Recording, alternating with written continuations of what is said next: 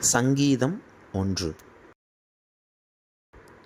துன்மார்க்கருடைய ஆலோசனையில் நடவாமலும் பாவிகளுடைய வழியில் நில்லாமலும் பரியாசக்காரர் உட்காரும் இடத்தில் உட்காராமலும் கர்த்தருடைய வேதத்தில் பிரியமாயிருந்து இரவும் பகலும் அவருடைய வேதத்தில் தியானமாயிருக்கிற மனுஷன் பாக்கியவான்.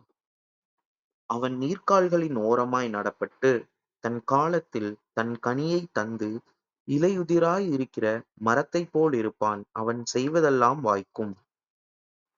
துன்மார்க்கரோ அப்படியிராமல் காற்றுப் பறகடிக்கும் பதரைப்போல் இருக்கிறார்கள்.